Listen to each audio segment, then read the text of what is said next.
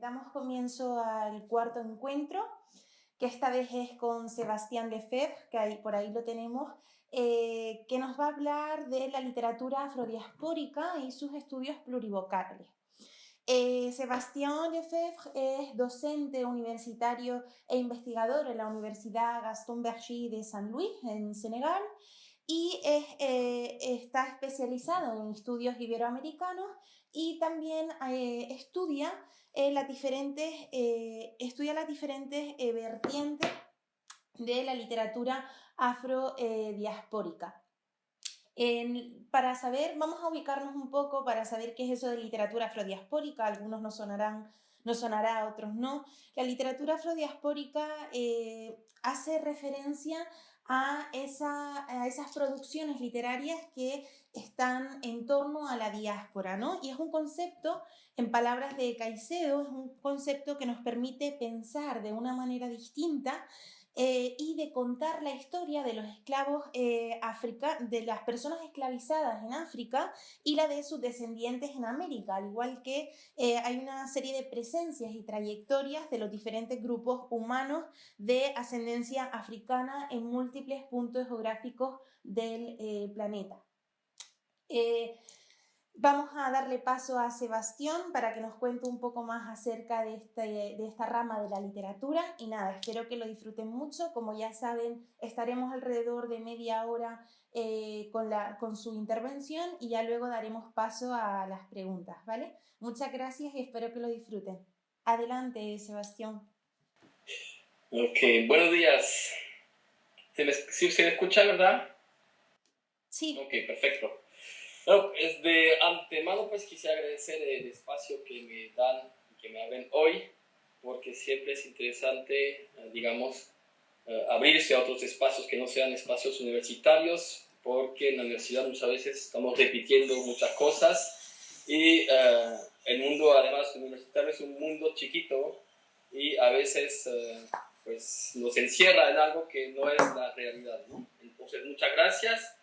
Y muchas gracias también porque Encarna pues das la posibilidad a nuestros estudiantes de intercambiar también. Yo sé que siguen bastante el club de lectura que montaste y creo que para ellos es importante también ahí participar en esos espacios, ¿no? Yo no me voy a presentar porque ya me presentaste, solamente intentar primero explicar el título porque yo sé que ese término de literaturas afrodiaspóricas puede sonar un poco raro porque no se conoce casi, ¿no? Este término, bueno, en el ámbito europeo, digamos, o incluso aquí en África no se emplea este término de afrodiaspórico. Pero para hablar de esto tengo que hacer un poco, dar vuelta por lo que se llamaría la literatura hispanoamericana, ¿no? O lo que se entiende también como literatura latinoamericana o literatura hispanófona, ¿no? El problema cuando hablamos de esto, o sea, para hablar de literaturas afrodiaspóricas tenemos que hablar primero de literatura hispanoamericana, donde supuestamente surgieron estas literaturas, ¿no? Afrodescendiente, digamos, y cuando vemos, ¿no? Cómo los currículos, ¿no? La academia y la investigación, digamos, occidental nombra las literaturas, observamos como un desencuentro histórico. ¿Por qué? Porque siempre cuando hacemos estudios o investigación o leemos antologías y demás, siempre vemos aparecer literatura hispanoamericana, ¿no? Y la pregunta que siempre yo me hago es decir, ¿desde qué punto de vista estamos hablando, ¿no?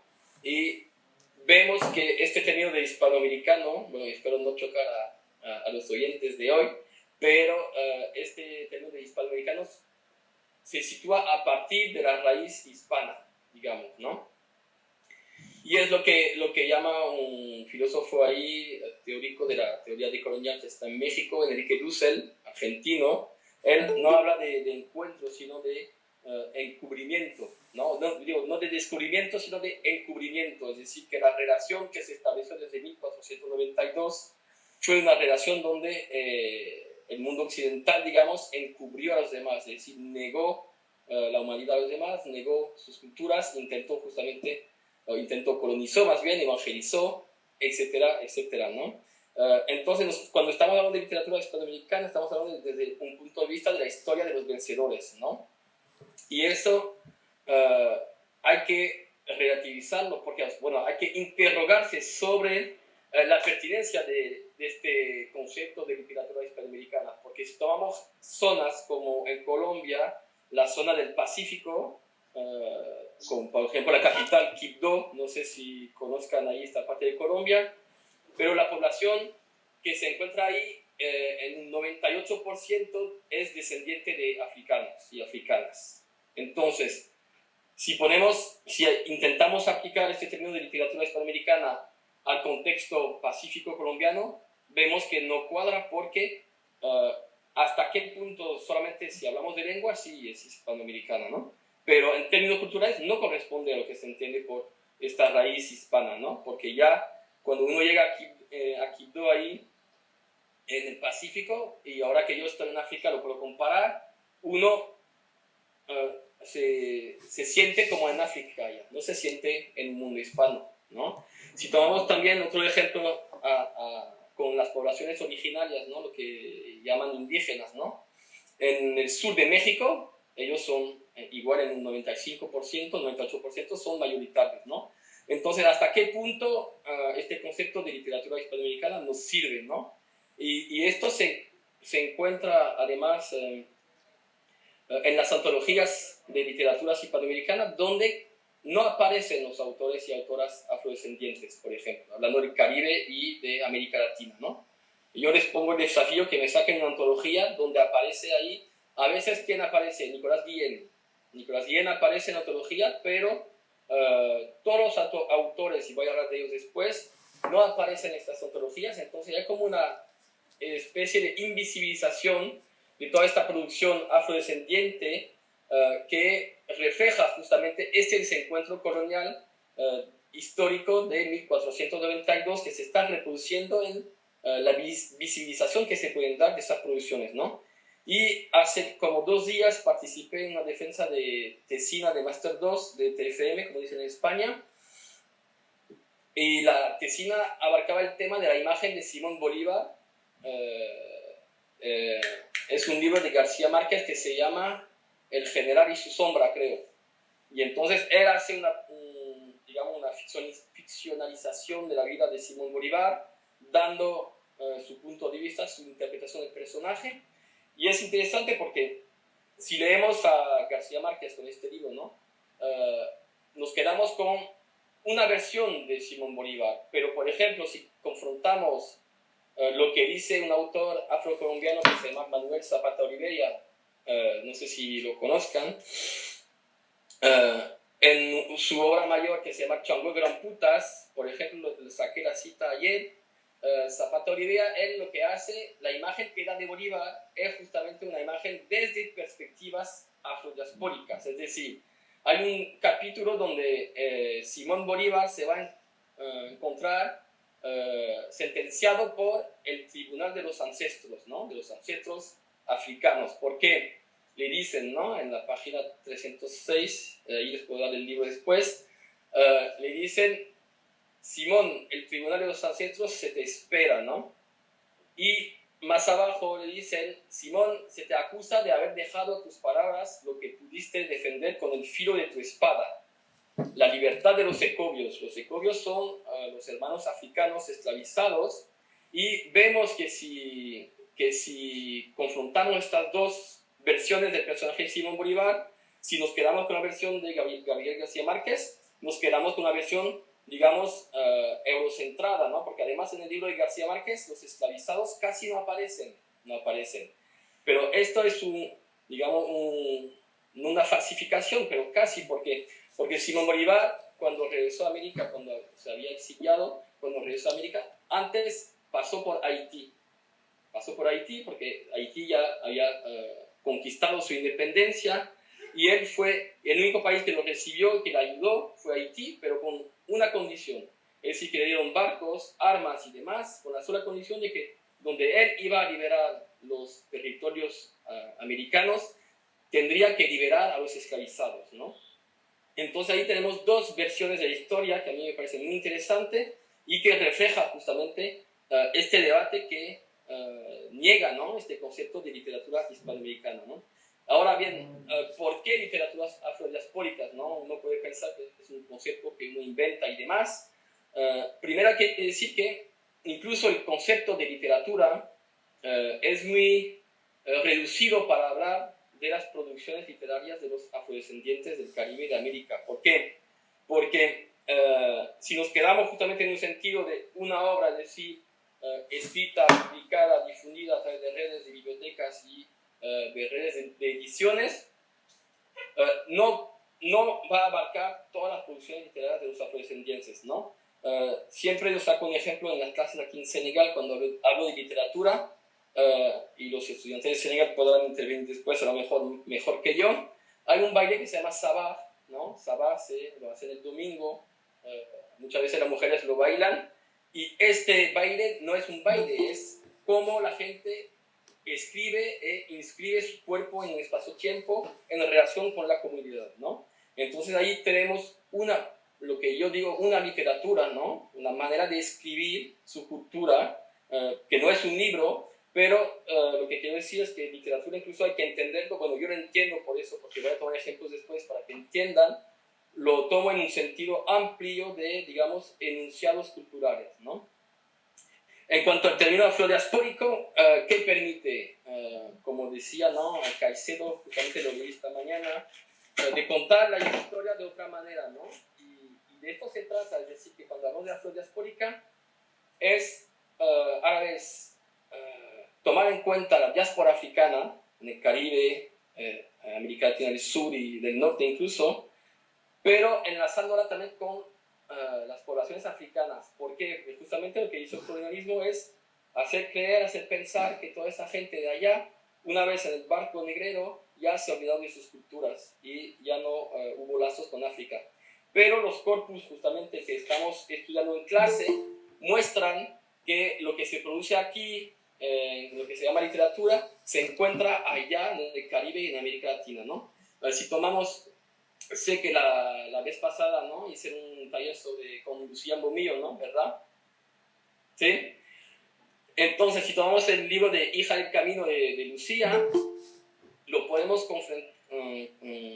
relacionar con muchas obras de escritores y escritoras afrodescendientes de América Latina y del Caribe, y en particular yo lo puedo relacionar con un libro que se llama Cuatro Espejos de Queens Duncan, que vamos a estudiar con los de Master 1 este semestre, donde Queens Duncan justamente narra la historia de un afrocostarricense que al principio de la novela piensa que tiene un problema porque cuando se mira en el espejo se ve negro, ¿no? Y entonces uno no entiende por qué se ve negro, entonces no sabemos, pero vemos a lo largo al final de la novela, nos damos cuenta que él se ve negro porque antes se pensaba blanco porque estaba en un contexto de la capital de Costa Rica, donde es un ambiente bastante europeo, occidental, e incluso a nivel racial, para decirlo así, blanco, y para poder seguir existiendo tuvo que hacer una transformación psicológica para integrarse en este mundo blanco. Y al final, y esto coincide con el regreso a su pueblo en la costa, donde está la población afrodescendiente, esto le provoca trastorno psicológico y vemos que al final se habla sobre este trauma identitario, ¿no? Como lo que hace Lucía Mbomillo en su libro, donde qué lugar tiene un afroespañol o una afroespañola en España actualmente, ¿no? Y las problemáticas que plantea Lucía se encuentran totalmente en un libro de Queens Duncan de los años 70, no de los años 2000, de los años 70, ¿no? Otro ejemplo que podemos citar, no sé si conozcan también o no, un poema que yo trabajo mucho en clase porque es bastante potente, violento, pero potente, interesante, el de Me gritaron negra. No sé si lo conocen, Me gritaron negra. Después les pasaré todas esas referencias en un documento si quieren. Y en este poema, Me gritaron negra, Victoria Santa Cruz, que es afroperuana, cuenta justamente que estaba jugando con niñas a la edad de 5 años más o menos, y en el barrio con sus amiguitas, y llega una chica blanca, una niña blanca, y dice a sus amigas, si esta negra juega, yo no juego. Y entonces ahí le provocó una reflexión y a partir de esto pues escribió este poema donde cuenta justamente la fase de blanqueamiento que se aplicó a ella misma, es decir, alisándose el cabello, polveándose la cara, negando su nariz chata, etcétera, etcétera, pero al final se va liberando y asume su negritud, la reivindica y demás, ¿no? Entonces aquí estamos en Perú, pero si tomo un cantante de Camerún, ¿no? Que se llama Daniel Wood, él canta en francés, pero también ahí en su lengua, no me acuerdo qué lengua habla él, pero hay una canción que se llama Negro y Beau, es decir, negro y bello. Y en este poema vemos unos ecos bastante fuertes, unos lazos bastante fuertes con el poema de Victoria Santa Cruz, ¿no? Donde él cuenta justamente, toda la gente dice que el negro es malo, toda la gente dice que el negro es un bandido, etcétera, etcétera. Él dice, pues sí, pues yo soy negro y soy bello, ¿no? Al fin. Otro cantante más joven, ¿no? de esta generación, digamos, de los 2000, que se llama Ezi Kenenga, que es un cantante de Martinique, Caribe francés. Él hizo una canción donde explica que en la escuela siempre veía cosas que no correspondían a su contexto cultural del Caribe francés, ¿no? Y cuenta que las clases de historia que le daban en la escuela primaria y la secundaria contaba grandes héroes blancos de Francia y de Europa, ¿no? Y el video está muy bien hecho porque en trasfondo vemos justamente a la sombra de Toussaint Louverture, ¿no? Uno de los libertadores de Haití, y él va justamente descolonizando un poco todo su mente y al final dice, pues ya ahora sé mi pasado, sé quién soy y sé a dónde quiero ir, ¿no? Y esta canción del Caribe francés la podemos relacionar con una canción también de Camerún, pero desdichadamente no logré encontrar la referencia, pero sí me acuerdo de lo que cantaba el cantante. Decía igual, la escena del video tenía lugar en una sala de clase con niños aprendiendo el francés y él le iba metiendo palabras de las lenguas de Camerún para decir que, o sea, esta imposición cultural no es legítima, o sea, lo que somos nosotros no es esto. Entonces, para resumir, con estos ejemplos lo que quiero mostrar es que este concepto de literatura en el sentido amplio, ¿no?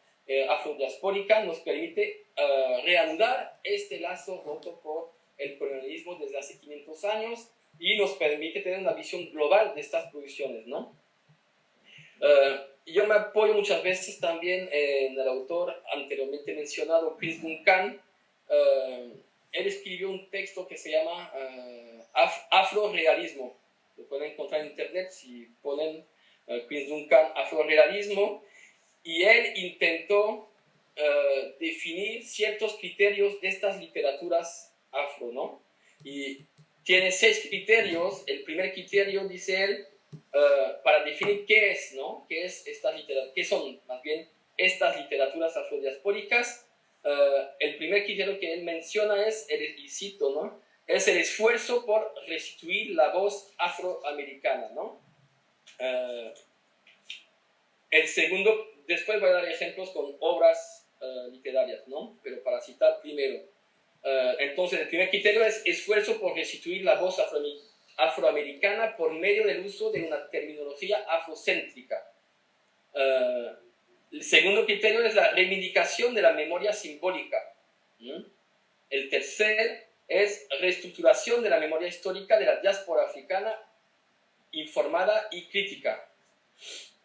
El cuarto es reafirmación de la comunidad ancestral, ¿no? El quinto, perspectiva intracéntrica. Y el sexto, el último, es proclamar con dignidad su identidad afroamericana, ¿no? Y les preparé unos ejemplos para ilustrar esto. Solamente déjenme ir a la página requerida. Página. Si tomamos el ejemplo, ¿no? Para el primer criterio, que es esfuerzo por restituir la voz afroamericana por medio del uso de una tecnología afrocéntrica. Si tomamos el libro antes mencionado de Zapata Olivera, ¿no? Chango Gran Putas, en la página 65, cuando empieza el libro, disculpen, estoy buscando, aquí está. Si leo, ¿no?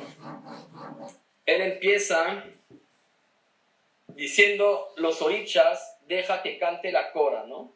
Oídos del Muntú, oíd, oíd, oíd, oíd, oídos del Muntú, oíd. La cora ríe, lloraba la cora, sus cuerdas hermanas narrarán un solo canto, la historia de Nagó, el trágico viaje del Muntú al continente exilio de Changó. Soy Ngafúa, hijo de Kisikama, dame, Padre, tu voz creadora de imágenes, tu voz tantas veces escuchada a la sombra del baobab. Kisikama, Padre, despierta, aquí te invoco esta noche, junto a mi voz, tus sabias historias, mi dolor es grande. Vemos, ¿no?, que si relacionamos este pasaje con lo que menciona Chris Duncan, ¿no?, esfuerzo por restituir la voz afroamericana por medio del uso de una terminología afrocéntrica, es decir, que Zapata Uribe convoca primero a la cora, ¿no?, que es un instrumento aquí, y los estudiantes podrán intervenir después, que ayuda a contar las epopeyas y las historias de los grupos culturales aquí en África, ¿no? Entonces tenemos este instrumento simbólico, tenemos también los ancestros convocados, ¿no? Y tenemos esta cosmología de las religiones Yoruba de Nigeria y Benín, ¿no? Para el segundo criterio, ¿no?, que es reivindicación de la memoria simbólica, tenemos un grupo de música, de cantantes ahí afrocolombianos que se llama Shopkiptan, no sé si lo conocen, les pasaré los datos también, una canción que se llama Somos los Prietos, ¿no? Somos los Prietos, somos los negros, ¿no? Y en su canción dicen, traigo en mi voz el mensaje de mi gente. Y también el flow, que es lo que prevalece. Si quiero contar mi sueño, va a ser real. No se rinde el que nació donde, por todo hoy que luchar. Mi estilo es diferente al del monto. Que suene la marimba mientras bailamos los dos, ¿no? El ritmo es negro y eso ya se comprobó. Aquí convocan también, ¿no?, esta idea de la memoria simbólica a través de traigo en mi voz el mensaje de mi gente, ¿no?, de esta comunidad afro. Y la marimba también, que es un instrumento que recuerda esta memoria ancestral llegada de África con los barcos, ¿no? El tercer ejemplo, ¿no?, acerca de la reestructuración de la memoria histórica, hay una obra de Marta Santos Febres, que es una autora puertorriqueña, bueno, afro-puertorriqueña, digamos, en un libro que se llama Fe en disfraz. Ella moviliza esta reestructuración de la memoria histórica porque su personaje principal hace una investigación sobre el cuerpo y la memoria, ¿no?, el cuerpo de los esclavizados y la memoria que tiene este cuerpo, ¿no?, en cuanto a la deportación, pero también la esclavización en el Caribe y la manera en que se desenvuelven los afrodescendientes, ¿no? En cuanto al cuarto, ¿no?, reafirmación de la comunidad ancestral, tomé un ejemplo de la poetisa afrocubana Nancy Morejón, ¿no? Seguramente la conocen porque ella es más conocida, en un poema que se llama Mujer Negra, que pueden encontrar en internet también. En los primeros versos dice, todavía huelo la espuma del mar que me hicieron atravesar. La noche no puedo recordarla, ni el océano podría recordarlo. Pero no olvido al primer Alcatraz que divisé, altas las nubes como inocentes testigos presenciales. ¿Acaso no he olvidado ni mi costa perdida, ni mi lengua ancestral? Me dejaron aquí y aquí he vivido, y porque trabajé como una bestia, aquí volví a nacer, ¿no? ¿A cuánta epopeya mandinga intenté recurrir? Y así sigue el poema donde observamos esta reafirmación de comunidad ancestral, ¿no?, hasta la actualidad de los afrocubanos, ¿no? En cuanto a la perspectiva intracéntrica, podemos mencionar un libro de otra Lucía, que no es Bomillos, es Lucía Illescas Charún. Ella escribe un libro que se llama Malambo, y Malambo es una novela que justamente cuando uno la lee, al final dice, pero ahí los blancos no aparecen. Es una novela donde los propios afrodescendientes hablan de sus propias problemáticas desde sus propios puntos de vista. Y los blancos aparecen ahí en el trasfondo, afuera del barrio de los afrodescendientes, pero toda la historia casi se narra en el barrio de los afrodescendientes. Esto puede parecer normal, pero en la literatura no es normal. Muchas veces tenemos las historias de los afrodescendientes a partir de puntos de vista de un occidental, digamos, ¿no? Y para el último criterio, que es proclamar con dignidad su identidad afroamericana, ayer conocí un rapero afrocubano que se llama Robe L. Nino, y tiene una canción ahora colgada en YouTube que se llama Negro, y en esta canción él va deslineando todo ese contexto de la afrocubanidad actual y reivindica su cuerpo, su color, su memoria y su conexión con la diáspora africana, ¿no? Entonces no podría sacar muchos más ejemplos, pero tampoco es la idea, ¿no? La idea es intercambiar, pero para resumir, digamos, ¿no? Yo cuando doy mis clases con los estudiantes digo siempre que la literatura afrodescendiente, o para decirlo así, ¿no? Para que entiendan ellos primero, no existe. No existe porque no aparece, no se visibiliza, y entonces necesitamos de estos espacios, y el nombrar es un espacio. Cuando estamos nombrando, estamos creando un espacio para identificar, visibilizar estas literaturas, ¿no? Y desdichadamente yo siempre digo, esto algún día cambiará, ¿no? Pero esto cambiará cuando terminemos con todas esas colonialidades que existen todavía actualmente. Es decir, si vemos, no sé si desde España sigue el debate en Francia, actualmente hay un debate bastante violento, ¿no? Con relación a toda la gente que reivindica su comunidad y demás, y vemos que estamos muy lejos de hacer desaparecer este término la necesidad, ¿no? De este término de literaturas afrodiaspóricas, y necesitamos, ¿no? De estos espacios para justamente plantear otro punto de vista, otras problemáticas, o contar las historias de otra manera, ¿no? Como decía mi amigo Caicedo, ¿no? Bueno, eso es todo, espero haber sido claro, y si hace falta aclaraciones estoy dispuesto. Muchas gracias. Muchas gracias, Sebastián.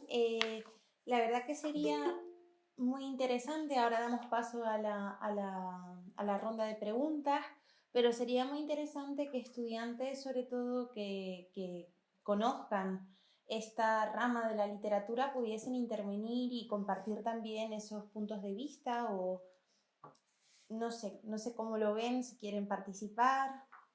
Por ejemplo, Adama.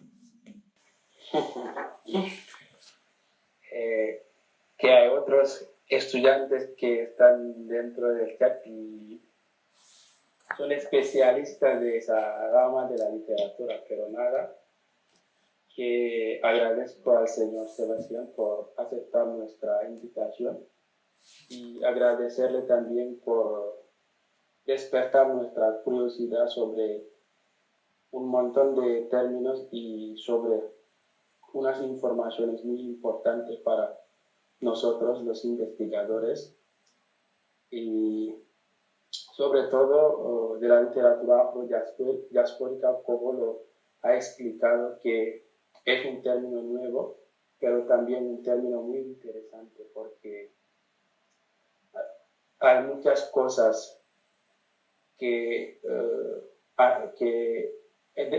si hablamos de la literatura hispanoamericana, voy a usar el término que nega Sebastián, porque según sus explicaciones no quiere oír hablar de la literatura hispanoamericana, sino de la literatura afrodiaspórica, el término más amplio, pero que voy a usar el término que no me enseñaron, a saber, la literatura hispanoamericana. Y sobre todo agradecerle, porque yo normalmente, antes de estudiar esta rama de la literatura, siempre yo pensaba que hablamos de literatura hispanoamericana si hablábamos de la literatura hispanoamericana para referirnos a todas las obras escritas por los hispanoamericanos, pero después de oír esta intervención de Sebastián, ahora yo sé que la literatura no se trata de algo que está en las fronteras que nosotros mismos fijamos. Puede ir más allá de las fronteras, según lo acabo de explicar, Sebastián, y muchas gracias por esto. Y sobre todo también, después de esa intervención también, yo sé que hay cosas que nosotros veneramos, por así hablar, y y hay cosas que veneramos, y si hacemos investigaciones sobre la literatura afrodiaspórica, esas cosas no pueden resultar malo, o, ¿cómo decirlo? Pueden resultar negativo. No sería así, no sé si exactamente es el buen término, pero que es una autocrítica, y se trata también de preguntarse sobre la literatura y sobre la historia contada como lo dice Ser, los vencedores. Porque siempre se suele decir que la historia ha sido contada por los vencedores. Pero si los vencidos llegan a preguntarse sobre esa historia, y si la versión de los vencidos llega a ser incorporada dentro de esa historia ya contada por los vencedores, podemos llegar a tener una historia universal dentro de la que la opinión del vencido va a ser tomada en cuenta, y la opinión del vencedor también va a ser valorada, y así podemos llegar a algo, podemos llegar a crear una historia universal. Así que muchas gracias al señor Ser, y que no tengo una pregunta, es una intervención improvisada porque me lo obligo en karma. Pues nada, les agradezco mucho. Bueno, Bamba quería añadir, a ver, que miro por el chat. Vale, Bamba, adelante. Hola a todos. Es la primera vez que me interviene en este debate. Y como tenemos como invitado a nuestro profesor desde UGB, Sebastián Lefebvre, y es un placer estar aquí para compartir esta meseta. Tocante a la literatura diaspórica, es algo muy importante que tenemos que saber, porque como somos africanos, pero intentamos sobre estudiar la lengua castellana, y que como tenemos ahí un profesor como Sebastián Lefebvre, que es un erudito, un hombre sabio que tiene mucho conocimiento sobre este rama. Y yo no voy a desarrollar lo que acabo de decir, pero si no me equivoco, yo vengo con retraso porque estaba haciendo otras cosas, pero lo voy a agradecer porque nos has dado muchos conocimientos sobre la literatura, como los otros profesores, como Jack Fay y los otros, Adam Fay, y todas el equipo pedagógico que está manejando un trabajo muy importante en la investigación verde. Y encarna, yo estoy muy contento por contaros, y si Dios quiere podemos un día compartir con nuestras obras tocante la literatura, pero también el de Wolof y todo lo que está tocando la literatura hispanoamericana. Gracias a todos. Muchas gracias. Gracias, Bamba. Gracias.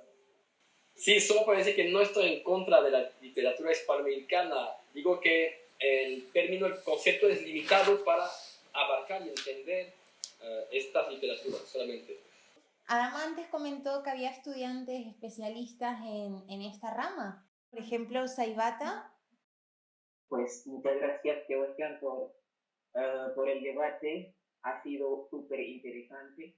Bueno, en cuanto, bueno, quiero dejar algo muy claro. Yo no soy especialista de la literatura afro-diaspórica, así que pues no me voy a, no voy a aportar muchas cosas en lo que tiene que ver con esa literatura, pero en cuanto a las clases que hicimos con el profesor Sebastián, y lo que he notado es que pues siempre son bueno, el mundo occidental, los blancos, que den su visión, sobre todo lo vimos en la canción de Guitarra Negra, llamó mucho mi atención y busqué en internet el contacto de la dama.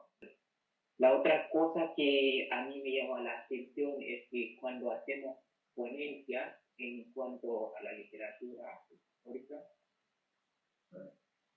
el problema de fuentes, porque no hay muchas fuentes, así que solo encontramos a obras redactadas por africanos, y esto también me plantea un poco problema, así que pues, el mundo occidental también tiene, no el mundo occidental, pero los dos, los occidentales y los africanos, tienen que dar una participación para realizar una literatura universal, como lo dijo Adama.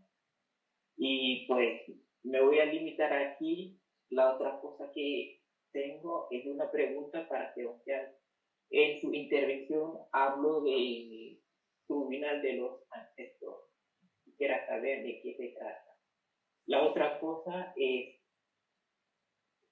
Sebastián mencionó solamente a los caribes. Quisiera saber si en España también la literatura afrohistórica se desarrolla y tiene un auge o no. Gracias. El Tribunal de los Ancestros, Saibata, es el autor, ¿no? Zapato Rivera, que a través de las mitologías yoruba, ¿no?, hace intervenir en su libro, pero ahí también es un debate, ¿no? ¿Por qué? Porque si uno lee este libro desde un punto de vista occidental, va a pensar que eso justamente es lo que se llama el realismo mágico o lo real maravilloso. Pero si uno lo lee desde aquí, desde las costas africanas, todo lo que hace Zapato Rivera, es decir, unir en un mismo espacio-tiempo a los vivos, muertos, ancestros y las divinidades y la naturaleza, son cosmovisiones que aquí se dan en África. No es una invención del autor, son cosmovisiones que se desarrollan aquí. Adama puede hablar, ¿no? Y Isidore también, ¿no? Porque Adama es Serer y hay cosas de este tipo en su cultura. Isidore es de Casamance del Sur, también hay cosas de este tipo en su cultura, en sus culturas, porque él forma parte de lo Yola, que son como 40 lenguas, creo. Y entonces el Tribunal de los Ancestros es justamente un tribunal donde los ancestros van a juzgar la traición, digamos, o el no cumplimiento de la palabra de Simón Bolívar, ¿no? Que tenía que liberar a los esclavizados, donde iba a liberar los territorios, ¿no? Sencillamente. Lo juzgan y le dicen, la sentencia es, tú no cumpliste, entonces no vas a poder descansar en paz porque no cumpliste tu palabra, ¿no? Y en cuanto a la otra pregunta, en España, ¿no? En España, pues yo creo que con Lucía hablaron del tema la otra vez, ¿no? Hay cada vez más autores de Guinea Ecuatorial que viven en España. Hay cada vez más incluso autores africanos no hispanófonos que aprenden español en España y que escriben en español, como Inongo V. Macome, no sé si les suena. Escribe novelas y cuentos. Está también toda esta generación de, ellos se llaman así, ¿no?, de afroespañoles y afroespañolas, que escriben mucho sobre estas problemáticas identitarias, como es hay el último libro de Desiré Boleche que se llama Minorías, ¿no? Minorías, hablando justamente de, es un ensayo, no es una novela, se llama Minorías, y habla de justamente de todo ese debate en España donde no hay donde hay bastante discriminación, racismo, racialismo en los espacios públicos y demás, y hay otro autor, se me va el nombre, Angela Zambi. Angela Zambi también escribe sobre migraciones, identidad, discriminación. Esta otra que se llama Obono, pero creo que ya se regresó a Guinea Ecuatorial, que trata justamente de estas problemáticas también. Hay otro autor, se me escapa, él escribió un libro que se llama Heredarás la Tierra, y habla de su condición de guineano en España, ¿no? Como haciendo un ida y vueltas entre España y Guinea, ¿no? O sea que hay ya creo que podemos hablar de literatura afroespañola actualmente, yo creo. Yo, Sebastián, sí que me gustaría, en primer lugar, agradecerte, porque yo también desconocía acerca de esta rama de la literatura. La verdad que me parece muy interesante, y de lo que hablabas de reanudar el lazo roto entre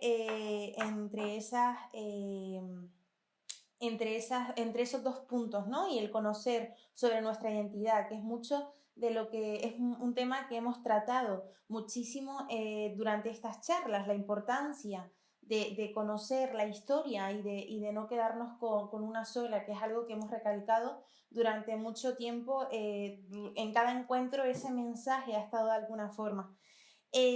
No sé qué te parece, como nombrabas una canción de un grupo afrocolombiano que se titulaba Somos los Prietos o Somos los Negros, no sé cuál es el título exacto, no sé qué les parece. Somos los Prietos, se llama.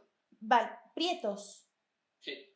No sé qué les parece compartir la canción y escucharla, y que también tener un ejemplo y que nos ayude también un poco a entender esta terminología. Enka. Dime, Adama. Me está hablando Adama, sí. Que alguien quiere intervenir. Vale, pues adelante. Genial. Hola, no sé si me estáis escuchando. Sí, perfectamente. Vale, muchísimas gracias. Y primer retraso, que bueno, se me había olvidado el encuentro en algún momento. Yo soy Fabricio Sare, estudiante de la Universidad Secundaria de acá. Acabo de terminar un máster en literatura afrohispánica y pues ahora estoy para matricular en el doctorado. La pregunta que quiero hacerle al señor Sebastián, si pronuncio bien, es que la primera vez que yo he escuchado la palabra afrodiaspórica, creo que fue en el 2016 o 2017, algo así, cuando vinieron aquí algunos afrodescendientes, en Dakar. Vinieron primero aquí, a Dakar, y luego fueron a San Luis, y de ahí conocí por primera vez este término. Y ahora, la pregunta que quiero hacerle a Sebastián es si hay una relación entre la literatura hispanoafricana, negroafricana, y la literatura afrodiaspórica. Es que me parece que quiero saber si realmente hay un lazo o una diferencia. Eso, muchísimas gracias. No voy a repetir todo lo que dije, pero sí es lo que intenté mostrar, que las problemáticas abarcadas entre la literatura, digamos, y a mí también no me gusta reducir ahí al uso de la lengua, ¿no? Con los ejemplos que mostré, y por eso este concepto de afrodiaspórico rebasa las fronteras epistemológicas basadas a partir de una territorialidad occidental que separó ahí los países, los continentes con relación a la lengua, ¿no? Porque lo que se da en Guinea Ecuatorial también se puede dar en Senegal, ¿no? Si tomamos el baobab fu, el baobab loco de Kembugul, son problemáticas que abarca otro libro de Zapato Olivia que se llama Levántate Mulato, o un libro de Maya Angelou, que es autora africana-americana de Estados Unidos. Y son problemáticas identitarias, problemáticas de discriminación, problemáticas de racialización, problemáticas de reescritura de la historia, ¿no? Problemáticas de cómo manejo mis ancestralidades con el mundo, digamos, occidental, ¿no? ¿Qué diálogo no hay? Entonces, y por eso muchas veces cuando yo intento hacer los dos en clase, es decir, hacer idas y vueltas entre las producciones africanas y las producciones ahí latinoamericanas, ¿no? O caribeñas o norteamericanas. No le gusta el término además porque ahora más bien se emplea cuando en los estudios críticos, digamos, se emplea abyayalas para hablar de América Latina. Abyayala, que es un término de las poblaciones originarias que ellos escogieron denominarse así. Entonces, para hacerlo corto, sí, y justamente en los trabajos de los máster que hago con los estudiantes, muchas veces intentamos cruzar los análisis, porque así mostramos que justamente las dominaciones vividas desde aquí son muy parecidas a las vividas de allá. Y lo que se da justamente en junio voy a ir a un coloquio y voy a mostrar que el libro de Donatón Dongo, Las Tinieblas, y el libro de Lucía, Hija del Camino, pues abarcan la misma problemática 40 años después. Y estas colonialidades que él interroga a través de su novela Las Tinieblas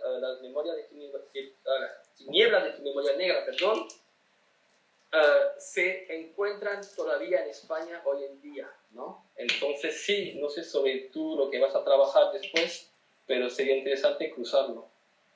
Hay una pregunta también de Kadim. No, a ver, Kadim. Sí, por aquí está. Adelante, Kadim. Bueno, muchísimas gracias por todo. Quisiera primero empezar por agradecer al profesor Sebastián por esta charla muy interesante, con expresiones, palabras que son nuevas para nosotros, pero que son también muy, muy interesantes en el campo de la literatura. Bueno, nosotros este año hemos de trabajar sobre la literatura africana, pero literatura africana, ¿cómo decirlo?, en el ámbito de Guinea Ecuatorial y España. El libro en que hemos de trabajar es el libro de Lucía Ngomio, Hija del Camino, pero en este libro también vemos esta pregunta planteada, ¿cómo decir?, con los personajes que siempre, sobre todo el personaje principal, que está reivindicando su identidad. Su identidad es afro-española, si podemos explicarnos así, que de madre española y de padre ecuatoguineano reivindica su identidad. Bueno, pero hablando de literatura afrodiaspórica, yo pienso que también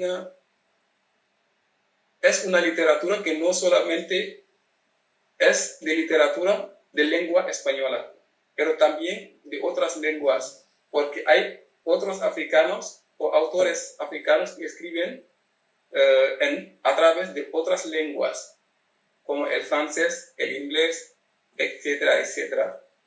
Bueno, eso es lo que queríamos añadir, porque casi el profesor Sebastián ha explicado todo y se lo agradecemos, y agradezco también a los que han intervenido durante la charla. Es la segunda vez que yo asisto al encuentro, pero es muy interesante y muchísimas gracias a todos. Muchas gracias a ti, Kadim. Pasamos entonces a la canción, si les parece, y compartimos esta canción juntos. Y nada, ya si al final le surge otra duda o pregunta, pues bienvenida sea, no hay ningún problema.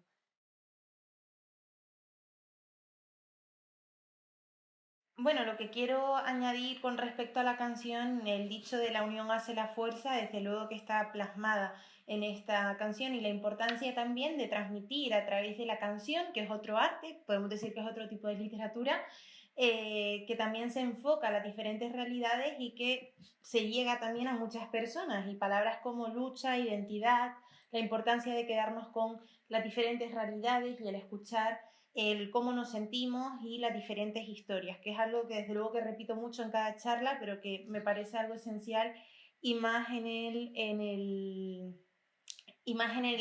a ver, bueno, ¿alguien quiere unirse a esta llamada? Eso, la importancia de la unión, de la fuerza, de la lucha y de todos tirar hacia adelante con nuestra historia y con nuestras realidades. Nada, no sé si alguien quiere añadir algo más. Agradecerles infinitamente el que estén aquí una vez más compartiendo un domingo. Y nada, de verdad, muchísimas gracias y gracias Sebastián por la ponencia tan interesante y por darnos a conocer otro tipo de literatura y que por supuesto que este tipo de literatura abra caminos y cruce fronteras sin lugar a dudas. Gracias a ustedes, Carmen. Muchas gracias.